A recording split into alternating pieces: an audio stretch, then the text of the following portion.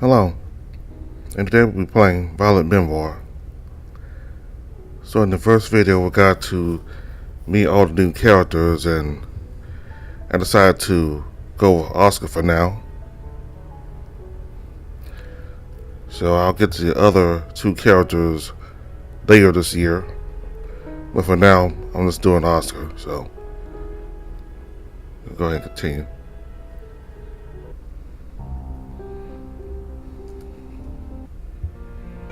Once out of Edmund Hall, I was through the busy crowds of students leaving their classes. Biology took a little bit longer to finish than expected. It's only 5 minutes past our meet-up time, but it leaves a bad impression if I'm late to the first meeting. Even if wanting the rest of the way, it takes a couple of minutes to reach the library, and I'm covered in sweat. I don't even want to know what I smell like. Curse my muscular hairs. God, I'm out of shape. Maybe I should have gone with Oscar last night. The library is a lot bigger than I expected. It has 3 stories, and students are flowing constantly in and out of the building.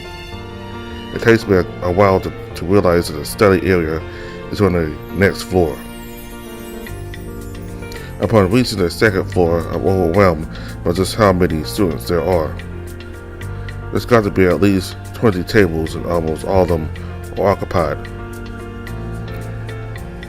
I worried I might not find my group in this crowd, but thankfully I could see an author waving irreverently. It would be embarrassing if he didn't pull off confidence so well.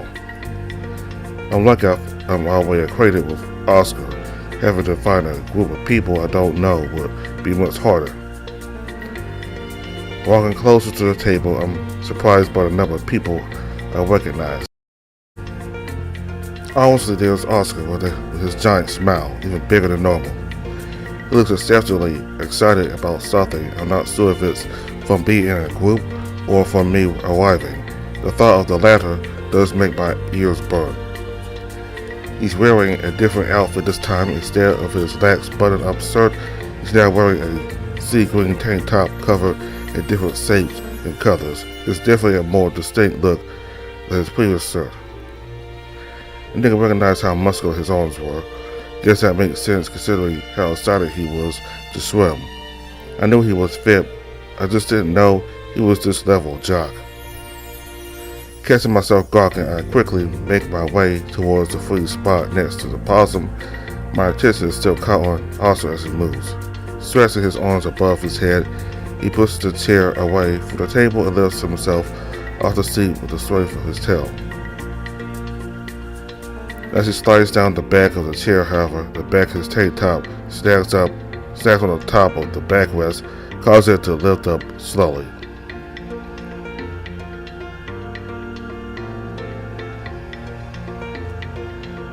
His slow descent down with his stretch progressively reveals more of his stomach and all his chiseled body. It feels almost dirty to stare, but I can't take my eyes away. It doesn't take long to realize that he's showing himself off on purpose. No one would lower themselves this slowly. Is he showing off for me? He waited for me to show up before trying this, but there's no way. Why would someone like him be into someone like me? Thankfully, his eyes are closed the entire time of his sinking so. If he could see the way I was staring, I think I'd die of embarrassment. By the time he's properly sitting on the seat, most of his abdominals have been revealed. I've never seen someone who was this defined before. Even the people on my high school's football team weren't this tone, not even close. Then his eyes open and he's staring directly at me. There's a mixture of sensuality and confidence in them, like he expects to catch people staring. But as soon as our eyes meet, his entire demeanor changes. His eyes brighten up, simmering like the sea in broad daylight. His smile widens to an even larger degree. There's hunger and excitement in his eyes now. Yep, he's definitely flirting with me, even if I'm not that dense. I should look away, but I can't stop staring into his eyes. They're like a riptide dragging me along with his current. They're filled with a lot of things, but the most obvious thing about this is how his attention is solely on me. He's extremely handsome and a complete jock. I don't really understand why he's so focused on me. I know I haven't met him before, and it doesn't seem like he knew me either. But I leave that good of a first impression. I'm pretty sure I just acted like a complete coward at the auditorium. His stomach moves, drawing my eyes towards him. I can't tell if he's just breathing deeply or trying to get my attention towards his exposed area. I notice something else, and I immediately push my eyes back up to his face. A look of mischief covers his features. He's not wearing any underwear. I didn't see anything specific, but with how the top of his loose sword sags forwards, it gave me a clear view of nothing underneath. Oscar? A soft warning voice behind me jolts me out of my mesmerized state, and I remember exactly where I am. The muscular Arthur only gives a chuckle as a response and starts to adjust his shirt while I swiftly turn my attention back to the table. The only significant reaction is the Siba Inu trying to hide her giggling. It's not malicious, but it causes my ears to flush and change my focus to the other members of the group. Across from me is a fox I sat next to yesterday, seemingly unaware of what had just happened in front of him. His attention is squarely focused on his phone, but his eyes flick to me for a moment before returning to his phone. I think he knows, but just doesn't care. That helps with the blood I can feel rushing to my face, but my heart's left a little sore by his total lack of interest. He's still looking very downbeat, but not as uncomfortable as yesterday. It doesn't look like he's about to start clawing the table, at least. The outfit he's wearing is similar to yesterday too, minus the vest, a simple dress, shirt, and tie. His fur looks considerably cleaner now. His eyes aren't matted. His auburn eyes stand out on his dark fur. I guess he was just having a bad day. The most unexpected member of our little group is Apostle leaning back on his chair. He must have been the one who got Arthur to stop. He's still clad in that same leather jacket. He's leaning back on his chair, allowing me to see his ripped up jeans. I wonder if they're generally ripped or just a stylistic choice. I'm honestly scared to ask. He's looking much more surprised than the others, though there's some concern mixed into his eyes. Jesus, kid, you look like shit.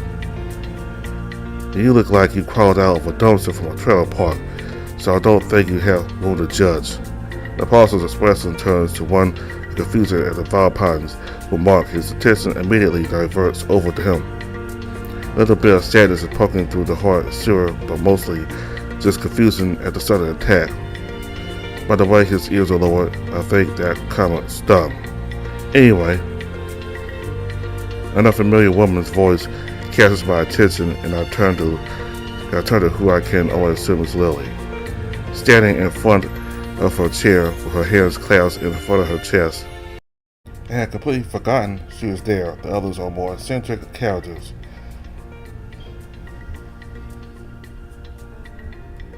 They are such eccentric characters. It dragged all my attention to them. She's a small canine, definitely shorter than me, which is pretty rare. Most people tend to dwarf me by at least a couple of inches. Her features are soft and comforting, a stark contrast to our fellow vulpine and marsupial members. She's wearing a light yellow cardigan. It looks hand-knit and very comfortable. It's a nice contrast to her rather dark fur color. Underneath, she's wearing a cute pink dress that only goes halfway down her thigh. I can see the lighter fur color of her inner thighs, causing me to look back up to her face, my eyes burning with embarrassment. She's got a smile on her face. Hers feels very maternal and subdued, unlike the other's boisterous giant grin. Wallace, please take a seat. She's gesturing to the seat across from her. Seriously, please. There's been a fair bit of bickering, and I want to start so we can all introduce ourselves. Hopefully things mellow out. For a split second, I think she's kidding, but despite her generous smile, there's traces of fatigue scattered across her features. Not enough for me to worry, but enough to see it's a little tiring.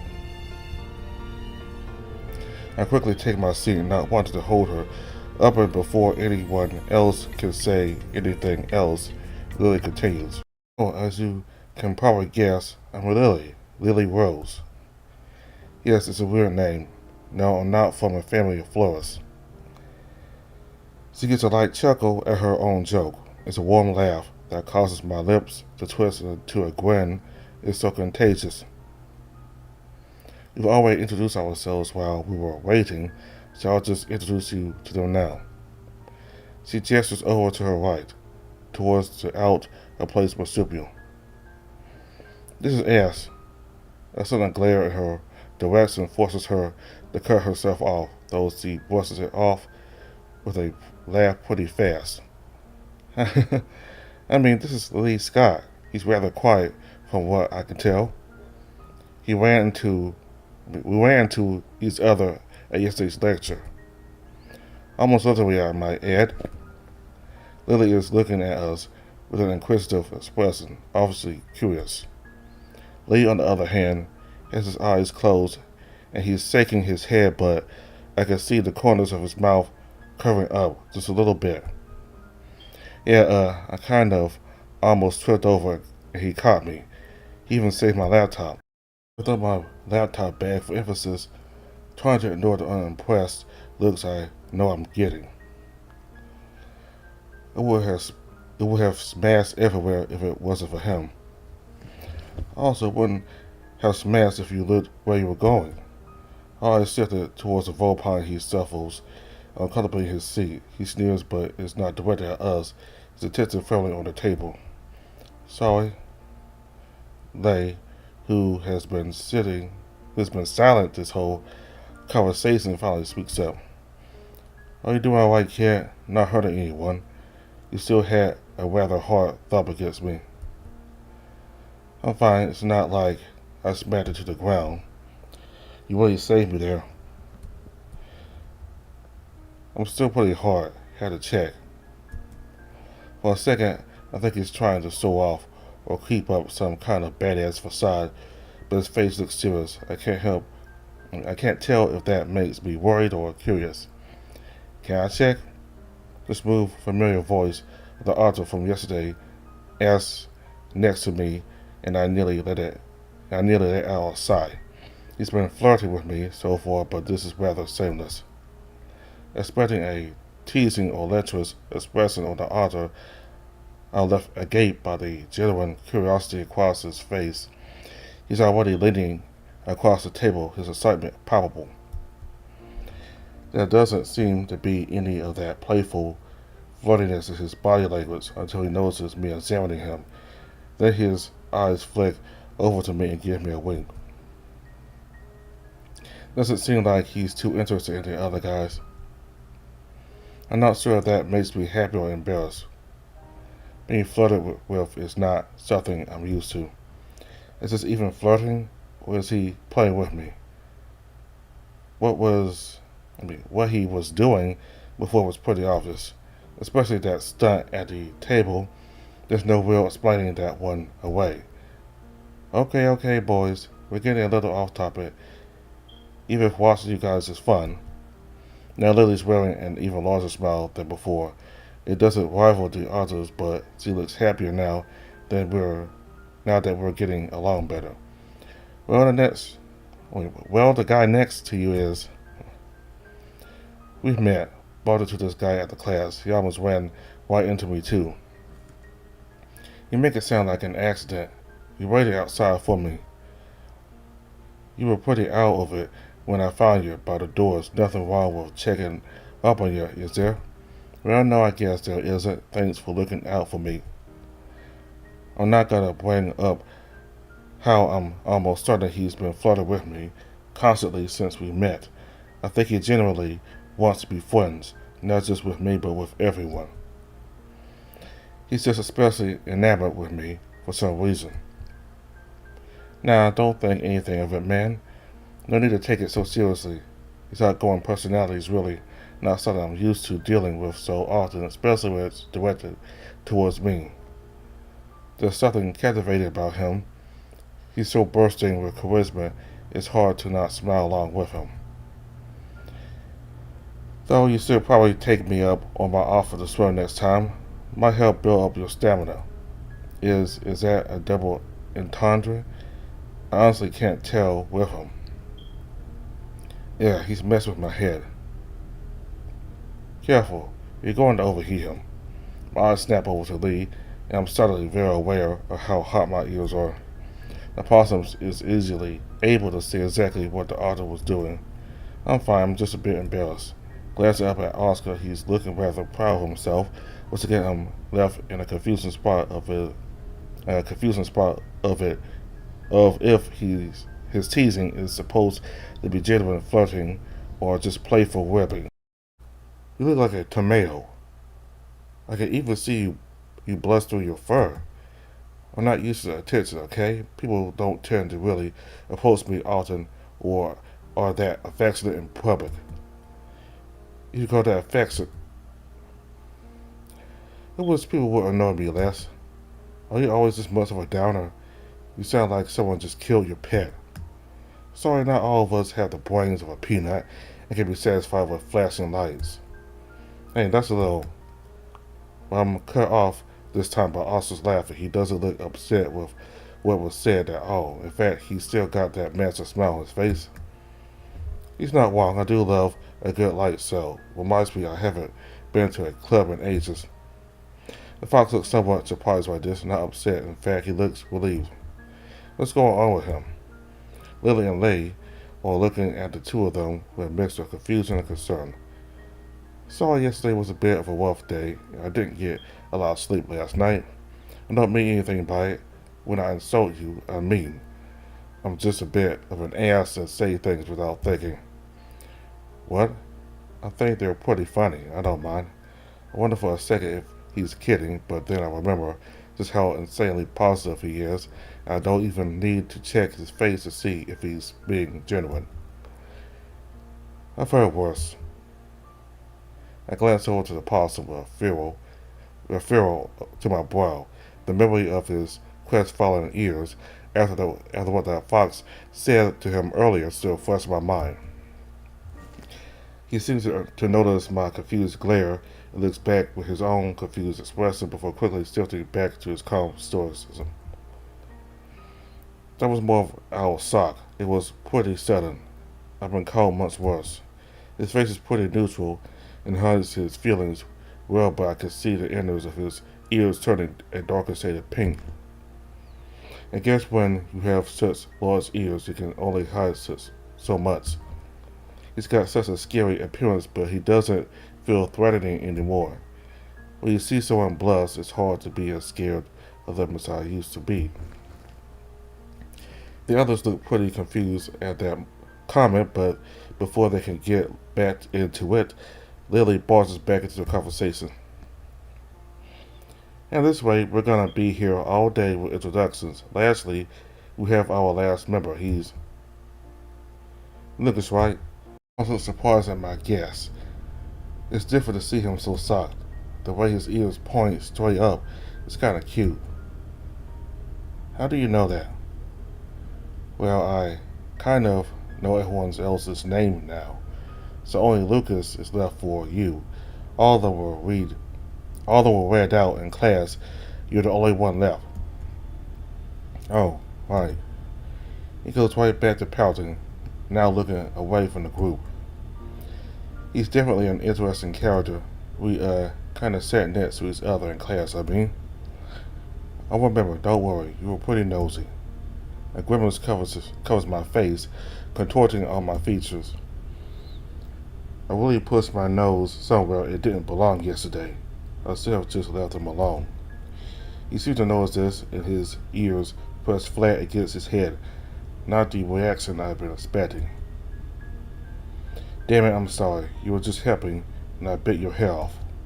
Reaching his hands up, he grabs the tips of his ears and tugs them downwards, gripping tight and length taut. It looks pretty painful. He's quiet. It's quiet, but I hear a pained whimper coming from the fox. Scratch that. It's definitely painful. No, it's fine. You were having a bad day, and I was being intrusive. No, you weren't. You were fine. I was just being an asshole. You still are being an asshole for reference. It sounds harsh, but his tone feels closer to a mom telling off his kid. Yeah, I know. He begins pulling on his ears harder, and it's too painful to watch. I can imagine them ripping at the base. It's such an unpleasant thought I can't bear to watch it any longer. Without really thinking, I stand up and lunge over the table, grabbing his arms tightly and pushes them up. I'm expecting some resistance, but he's not giving me away.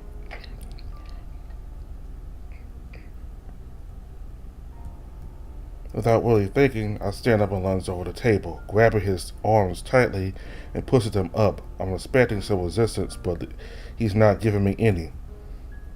He's staring down at me with a bewildered expression on his face, and all I can do for a few moments is stare back. You look like you were in pain. You should, probably stop that. I don't let go of his hands, worried he might freak out or start pulling again. His expression is still frozen in the same stark look. You were hurting your ears. You were tugging on them pretty tight. You shouldn't do that, okay? He gives me a slow nod, the rest of his face frozen in a mixture of shock and total astonishment. I can see the skin flushing to a darker shade of red, visible through his dark fur. With a nervous laugh, I release his wrist. He looks down at his hands as if he's not sure what to do with them. It's hard to see him be docile. You okay? Yeah, sorry, I just wasn't expecting that. No, I'm the one who should be sorry. You're fine, thanks. No problem. Not just for that. Yesterday too, you were trying to help, and honestly, it felt nice to have someone check in on me.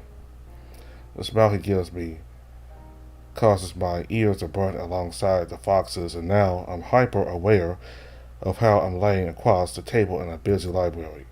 There's palpable silence amongst the group. I don't even look to see the others' reactions as I slide back into my chair. You look really cute when you blush, dude. I'm snapped back to reality by the shameless comment the author next to me just sprouted. Maybe you should look more like that and less pouty. If it was anyone else, I would have assumed they were making fun of him, but there's always this sense of sincerity in his voice. Lucas seems to notice this too, his eyes wide as saucers, and he sits up straight. Wow, his entire body looks like it's prickling up, ears all the way to his tail. Suddenly, that high-strung image of him is shattered as he slams his hand down on the desk loudly, causing Lily and myself to jump. So, what's the topic for the stupid shit? What? The project for the class, you know? The reason we're fucking wasting our time here. Surely you didn't forget that already. You're not that dense, right? He's getting aggressive again. Looks like he lashes out when he's embarrassed too. It's a little cute, honestly. Hard to take seriously with that look on his face. Though I could do without the massive attention grabbing commotion. The whole study area got quiet and everyone's looking at us. Lucas notices this too and whips his head around to the other tables, a fiery look in his eyes. What? Lucas yells out to the entire floor. Everyone continues to stare, and I feel myself begin to sweat under their gaze. It's not like the fox looks much better after that. His ears are twitching constantly, and his claws are digging into the table. Even Oscar falters at that, his mouth shrinking down to just a small nervous smirk. I don't think things went as planned. Hey man, I didn't mean anything, but a glare from the fox sets Oscar up. It's a mix of annoyance and a bit of fear. After a few seconds of silence, Lucas relents and sits back in his chair, though it looks more like he's trying to crush himself into it. I take back what I said about Billy being able to see his blush before. Now it looks like it's changing the fur color around his muzzle. It's so intense. His ears look like they've been painted red on the inside. A heavy mood weighs down on our group. It's hard to know where to even go after that. Maybe we should discuss a project. Everyone turns to him like he's insane. He doesn't falter for a second. How about we do the thing we're supposed to work on? It's been an hour we've done nothing. Right, sorry. Things just got a bit out of hand. He sits up straighter and her hands are constantly moving as he talks. I don't think her gestures don't mean anything in particular. She's just very excitable from what I've gathered. It doesn't hurt to be enthusiastic. In fact, I think her enthusiasm is exactly what we need. So, what exactly is this group project on? He said some of us know. Did only some of us get the memo, or it's on the online guide to class? Barely anyone checks it though, so he's just going to go over it tomorrow probably. You didn't get any kind of email about that? It's not email. There's a student database you can log in to, which has a bunch of information for your classes on it, as well as your schedule and grades. Oh, that. I didn't know it had information for the classes themselves. Don't worry, most of us are freshmen here, so it's not expected that we'll know much about it. I'm a senior. Oscar sounds smug and leans back on his chair, swinging backwards on it. In fact, he's swinging back way too far. I'm about to stop him when I see he's supporting himself with his tail. I knew others' tails were strong, but I didn't think they were this strong. And you're taking a basic first year class, isn't that kind of sad? Yeah, I never did all my general classes, and this one seemed pretty fun. I thought we were gonna just be watching movies and shit, though. We're not in high school anymore. So the subject for the project? Lee sounds like he's getting actually annoyed at this point. It's not super obvious, but there's a frustrated side under his brow. Right, so since this class is about communication of information through media, we're doing a group project of presenting information about sensitive topics. He wants us to pick a tragic event from last year and do a tasteful presentation of what happened, the effects of the media had on the event, and its perception by the public, and lastly how the media could have handled it better. Sounds tedious. Also, should university students really be judging whether or not the media could have handled a better situation? Better? We're not exactly experienced. Even professors can completely fail at their jobs sometimes. Now that's a little mean, ain't it? Everyone makes mistakes. No need to blow up at them, right? Right, sorry. That came out a little harsher than I intended. Everything seems to make sense so far, though there's one thing I am curious about. So why only from last year? And mention that anything older than that is no longer considered sensitive. What about this year? Well, he said it would fit, but it might be a bit tasteless doing it that close to the event. He rather restricted to having at least some amount of time pass. So just let us do our presentation on older events. Surely he can't expect a class filled with mostly late teenagers to be tactful. I'm assuming that's what the Wednesday classes are for, so he can help us out. I guess. Looking over at the fox, he seems rather fidgety, really fidgety. It's not like yesterday where he looked really upset. He looks really, really nervous. Everything okay? Huh? Oh, yeah, sorry. I haven't done a group project or presentation for a long time. How long? I love doing the group stuff, presenting not so much. Don't get me wrong, I love the attention, just not the talking about school stuff part. The group stuff itself is real fun. Get to hang out with all the bros. And gals too. He gives Lily a nod. It's almost sickeningly cheesy,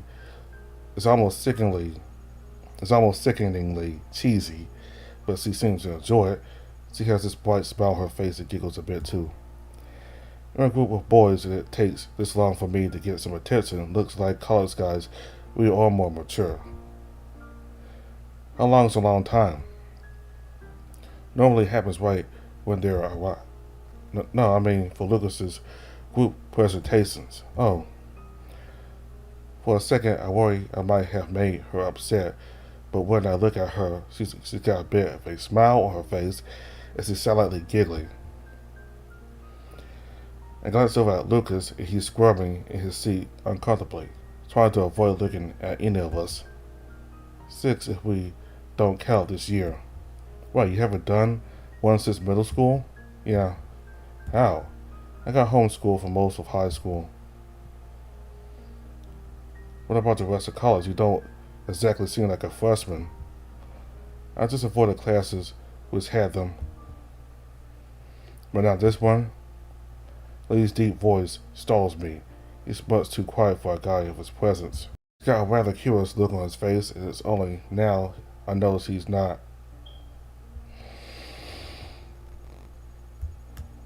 He's got a rather curious look on his face, and it's only now I notice he's got a book in front of him, open and jotting down the information for the presentation so far. The only other person with anything is Oscar, and he hasn't touched them since I arrived. No one else has anything with him, not even Lily, who organized it. He's very dedicated. I can't help but wonder if he and Lucas switched personalities at birth. This was more of a last-minute decision. I just wanted a gen ed class that would increase my GPA. I didn't think a media communications class would have a presentation or require attendance. None of my other classes have had required attendance. Yeah, classes with group projects kind of have to, or else it screws everyone else over, you know. Lucas deflates and flops down onto the table at that, his chin resting on his arms. At least he's calmed down. He's a lot more talkative than I expected. I mean, he was always standoffish, but he gives me the vibe that he wouldn't talk much to a group. Then again, he is only complaining, and he's been doing that from the start. And we're pressuring him. In actuality, I'm just surprised at how expressive he is. So what exactly are we doing our project on? Well, that's what I was hoping we could decide on. Today, I mean, might give us a head start for tomorrow. Do you have any ideas where we start? I'm all for jumping on this. Don't get me wrong. I'm just not gonna be a lot of help. I'm not much for watching things that kill my vibe. Yeah, I don't avoid news to that degree, but I will admit, I can't remember much from last year. I look over at Lee, the others join me as well, but he only gives us a shake of his head. Well, there's all the students. There's an easy topic. I don't know about that one, bro. Yeah, that's a little too morbid for me. With kids, it's just too sad. Yeah, makes sense. Well, for more local stuff, there's those German tourist twins who drowned in a lake outside the city. That mother of 3 who died in that big pileup on the highway. That Lawson girl's murder-suicide. That massive scandal where that rich guy, Gregory something, was found to be abusing his wife and kids. Something in there catches my attention. I straighten up my posture. That's rather dark. You sure know a lot about this. My parents made me watch the news every night while I lived with them and whenever I visited. These are just the memorable ones from the summer break. Sorry, but what's this about a Lawson girl? You don't know, man? Even I know about this one. Yeah, it was pretty big. I shake my head. I'm not familiar either. So a student who was going here for a while suddenly just killed a bunch of her friends. After she got arrested, she killed herself in jail before the night was over. I think I even ran into the guy who died at some point.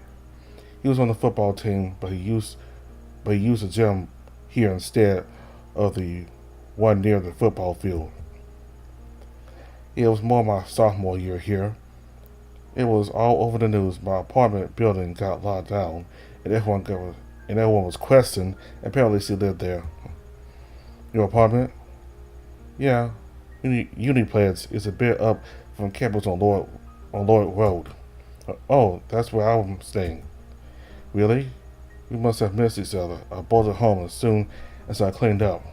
So, she was staying at Uniplex? That definitely makes me feel uneasy. One coincidence was enough, but two is definitely suspicious. What's her name? Helena Lawson, by any chance? Yeah. Do you know her? I think she lives in my room. I found her diary there. Ears across the table perked up at that. Everyone but Lee is leaning forward with more interest now. The possum just looks more confused at all of the assignment. Seriously? The police would have taken it, right? For evidence.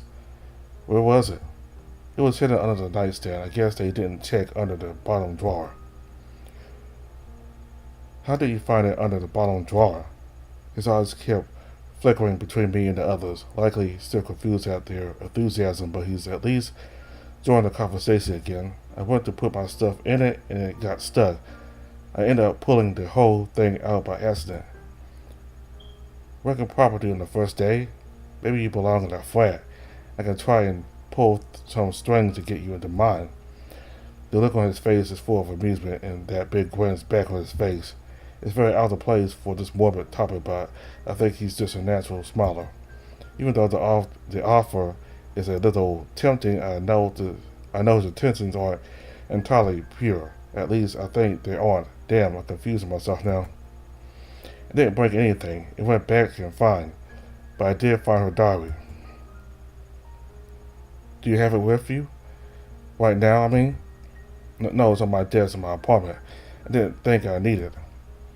Oh no, don't feel bad. I didn't mean to make you feel bad. Just thought it'll be cool if you did. Bring it on Wednesday. She's like the perfect topic for us. Wouldn't the police want it? I don't want to spoil your kids' fun, but isn't that evidence of murder? Aren't you a freshman? Pretty sure I'm older than you. Not that I just like a nickname. I can call you Smiley if you want instead. The kids was more for them anyway. They gesture towards Lucas and myself. The fox ignores him and gives a reply to his initial question. They set the case. They found a motive and all the information they needed, and with her dead, there wasn't much need to collect more. That's a fairly cold way to talk about it. What? That she's dead? She killed 3 people. Hard to have sympathy for her. I'd be more likely to sympathize with the dumpster behind my apartment. This seems like a pretty silly thing to be getting into an argument over. How about we rest up on this? Looks like we got an idea down. We even got a first-hand account from the kill, from someone involved. There's a gloomy look to her and sadness in her eyes. I understand Lucas having no sympathy for her, but she was a person too, wasn't he? I was hoping things could go longer. Didn't really hang out much.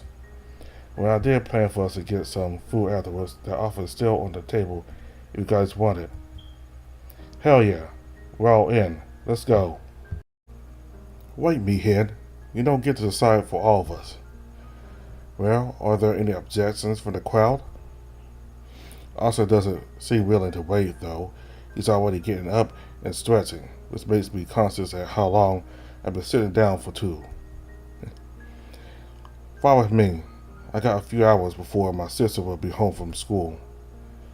Oscar is looking at me expectantly. His deep blue eyes stand out on his brown fur. They are simmering with so much excitement. It's infectious. Yes, sir. I think that'll be fun, right? We all look towards Lucas. He's fidgeting with his ears nervously, and I can see Lily giggling next to him, too. She's definitely reveling in the cell. Fine, sir, whatever. Just nowhere too busy, please. His voice cracks at the end, a blush beginning to seep through his fur again. Our eyes meet and he quickly looks away towards the wall. a pout on his face. It's so silly and adorable, I wouldn't be able to stop myself from smiling, even if I wanted to. Yes, don't worry. I know a cute little place we can go. Come on, come on. He looks like he's about to drag the rest of us out, so I quickly step out from my chair as well. Lucas and Lily take a few more seconds to follow. I'm feeling a little unsure about leaving the topic of the diary so soon. There's still stuff I wanted to talk about, but it doesn't seem like time for it anymore. I shouldn't stress there's no rush. We can talk about it in class tomorrow. Falling onto my bed, I can't help but let out a long sigh. A happy sigh. My throat is still pretty damp from the shower, but I feel so enveloped in warmth that it doesn't matter for the moment. Cool air blows through my open window, and the draft feels both soothing and uncomfortable. The chill wind feels like icy fingers running along my arms and neck. I get up and close it before another gust blows in. My pajamas aren't cozy enough to outweigh my wet furs. On my way back to my bed, however, something catches my attention out of the corner of my eye. On the desk is a purple book I threw there last night. Curiosity wells within me again. I'll need to bring it for tomorrow anyway, and we're likely doing our project on it too, so it'll be in our best interest for me to read it. Right? The fact that I'm even having to find an excuse to read it makes the guilt in my stomach grow larger.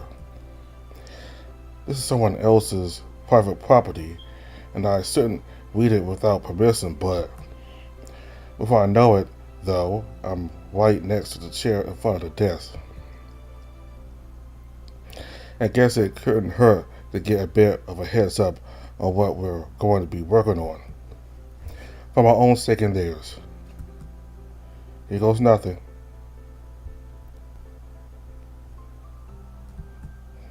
Sitting down on the desk chair, I'm struck by how uncomfortable it is. The cushion is such a thin layer, and the tail hole isn't positioned properly. I suppose I shouldn't be surprised considering this is student lodging, but I'll push that aside for now and focus on the diary in front of me. Holding the cover in my fingers, the reality of what this book dawns on me. This is the diary of a girl who killed 3 people within herself.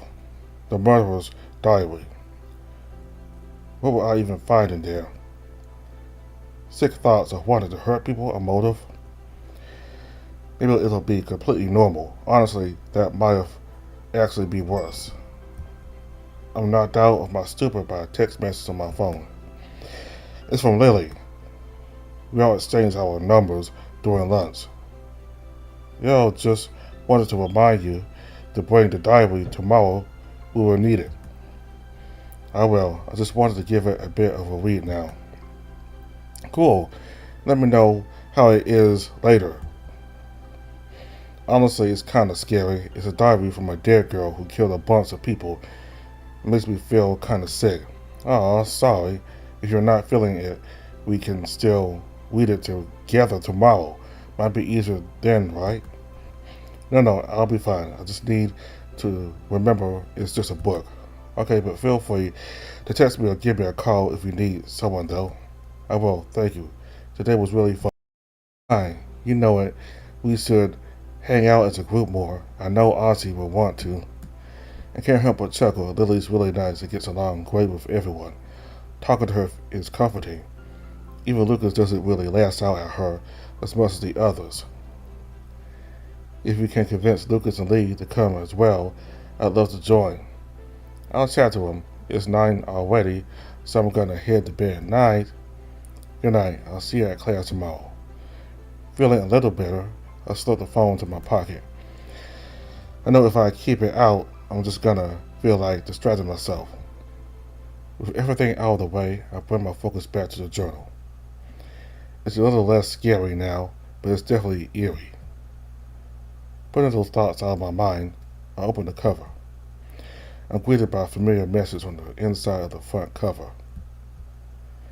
Property of Helena Lawson. Please call 202-555-0106 to return.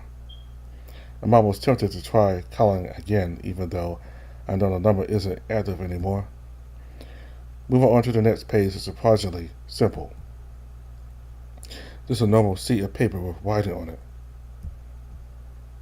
No doodles, no little cute stickers, no other random accessories. I'm gonna be honest, I have no idea what people put in their diaries. Aside, I finally get around to reading. Hey, or is it Dear Diary? Do people actually do that? Well, I guess I should really be writing Dear Mom since I know you're going to be reading this. It's the only reason I wanted this after all. Guess the diary wasn't her idea. Explains why it was so new. It's my first day moving in. Not really much to say yet. Haven't met my roommate. I guess he isn't moving in today. The room is nice, if a little small. There isn't much space for my clothes though. Hopefully I can meet my roommate soon. I hope we can get along. None of these entries are dated at all. That makes things a bit awkward trying to figure out when each of these take place, but I guess I have to make do. Still feels extremely uncomfortable reading from the perspective of a murderer, especially one as normal sounding as this. So Mom, you're not gonna believe this, but my roommate is totally cool. She got her own car and it's pink. Can't believe it? We hit it off really well too. Her name is Quinn, and she's an ardent fox. Mercy even likes her, so that has to be a good sign. Can't wait to start school next week. Mercy chose some of the same classes as me for our general classes, so we can hang out and help each other. I know it's going to be a great year. Even though it's only the second entry, I feel very heavy all of a sudden. It's almost painful to read. How did someone who seemed so happy and surrounded by people who liked her turn out so bad? What happened exactly? Wanting more answers, I grabbed my laptop off my bed and placed it next to the book. I'm not gonna dive too deep into the details. I just want to check out a few things. It doesn't take me too long to find what I'm looking for. They were right. This was big. There were 3 victims of herself who died that day. 19-year-old Archer Fox Quinn Willow, who was her roommate. 18-year-old Mouse Mercedes Hills, apparently her best friend according to her parents. 21-year-old Badger Conrad Hughes, her boyfriend. And lastly, 19-year-old leopard Helena Lawson. Her motive for killing them is that Conrad had been cheating on her with both Quinn and Mercedes. She flew in the race and killed all of them. When police arrested Helena, she's apparently not responding to any kind of questioning, completely not responsive. When placed in her cell for the night, she killed herself by clawing her own throat out. Still processing that information, I just sit back in my chair and stare at the ceiling. Did she really kill him for that? She seems so nice though. I know I don't know her at all, but I just can't see her doing that. There's something there that does catch my attention. Conrad Hughes, I haven't seen an entry of him yet. Picking up the book, I read the rest of the entries on the page. Most are just about her buying books in preparation for classes and going out with Quinn and Mercedes. The next 3 pages are very similar, just her explaining how her days have been going. Only bits and pieces being really worth noting. She seems really enthusiastic about starting college. She's even taken 5 classes. I know that's not super abnormal, but I only took 4 for my first semester. All her entries are addressed to her mother too. They seem to have a pretty close relationship. No mention of her father yet though. The final entry of the 5th page shows something worth noting, however. Mom, listen to this. Quinn is making me meet up with someone, and I have a pretty good idea what this is about. She was always mentioning how her business management class is right next to the football field, and she's gotten a bit close with a lot of them. I think he's gonna set me up with a hottie. Don't worry, I'll keep you informed. Here's his diary where you can't sabotage it. He's gonna be a total hunk, I know it, so I'm not gonna let you be a prude. I guess that's Conrad, also missing the guy who died was on the football team. I'm gonna call you tomorrow too. I know there's some stuff we need to talk about. Of course, when you read this, that will have already happened, but it makes me feel better to tell it to you here. Feel safer. That's rather ominous. That's rather ominous.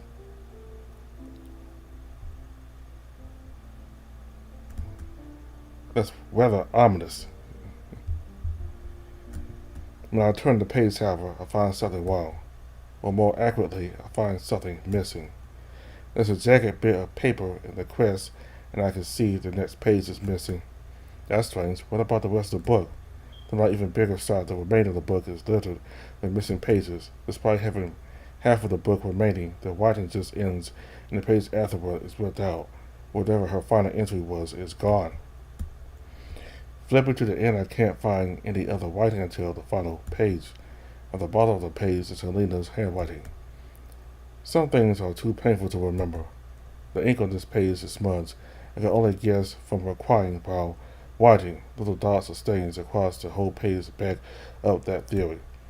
There's something strange about it, but I can't put my finger on exactly what. I close the book, the weight of everything a bit too much right now. Not wanting to be in my room, I shuffle over to the door into the hallway. The air is much cooler here. Looking towards the end, the windows open, the night air blowing against my face is a welcome moment of respite. It's refreshing even if it's a bit much. I lean against my door and just bask into silence for a while. The only sound accompanying me is my own breathing. I'm not sure how long it takes me before I compose myself, but when I do, I check my phone for the time. It's 4:39 a.m. Jesus, how long was I waiting for? I wasn't even looking at the time when I was researching on my computer. For fuck's sake, I have my bio lab at 8 a.m. Shuffling my way into my room, I quickly slapped my laptop closed and was to bed. Some things are too painful to remember. I'm standing on a ladder. I'm only a few steps off the ground, but it feels like I'm stuck, frozen in time. Everything around me is dark for some reason, but except for one thing. There's one single piercing light in the distance. It's so painful to look at it. It's blurring. As I force myself to focus, it begins to become clearer. I can make something out in the distance. I smack my head against my headrest as I jolt awake out of bed.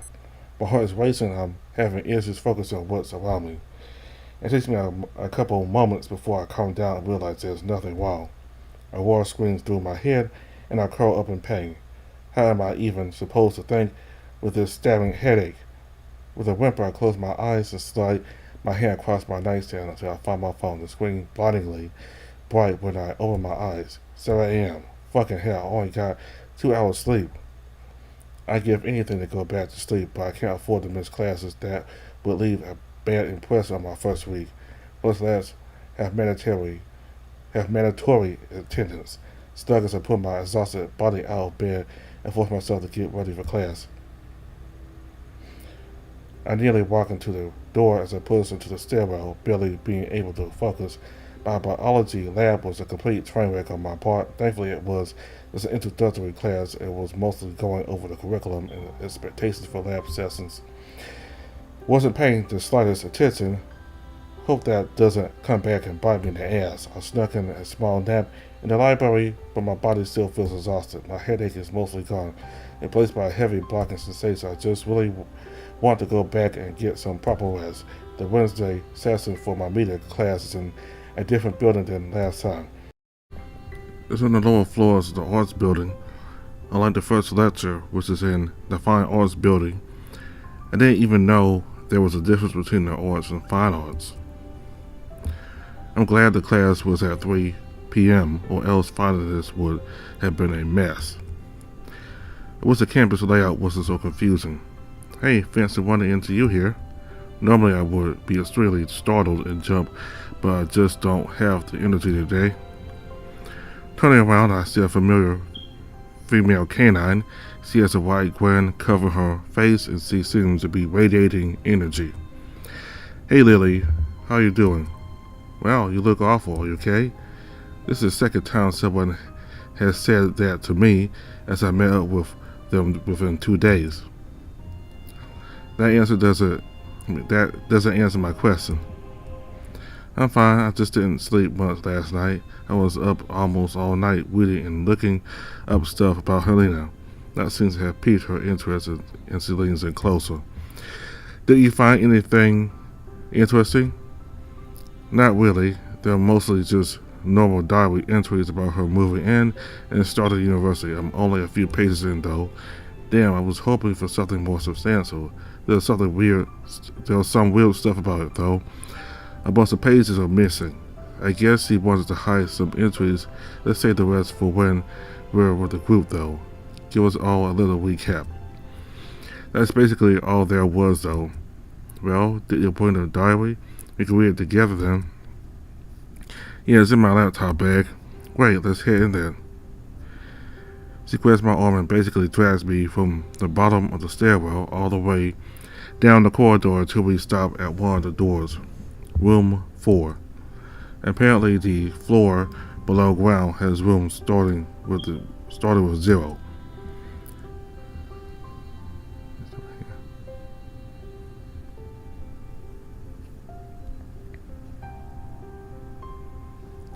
Okay, so got to learn something about the girl who had that diary, and she's a killer. She killed her 3 friends and she killed herself, which was horrific. I mean, see, based on the first pages in the diary, she seemed like a normal person, happy about being in university and making new friends, and she was very close to her mother. So I don't know how the football player that she was dating, cheating on 2 other girls, could make her go as far as killing them. I mean, if your girlfriend, if your boyfriend was cheating on a bunch of other girls, of course you're gonna be mad, but I don't think you would have gone as far as killing them. I mean, certainly you might want to do physical harm to them, but they didn't deserve to be killed. So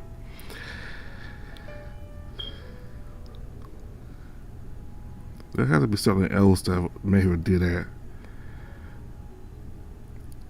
I mean, just because she's happy doesn't mean that she had some issues, and maybe she went through some bad stuff, or she had a history of being betrayed, and maybe that situation with her boyfriend, the football player, was a final straw for her, and she just snapped. I mean, she probably went through a whole lot of crap through high school, and I think she was really happy. I think she was at least trying to hold herself up as being happy, because she thought college would be a new life. It would be a new start, a new and fresh start, and turned out she might have experienced. Well, as it turned out, college was really just a stint in high school. I think she went through a lot of bad experiences in high school, and college was no different, and that made her snap. That's what I'm thinking. That's what I'm guessing anyway. So I got to see the 3 of them again, and well, sticking with Oscar for right now.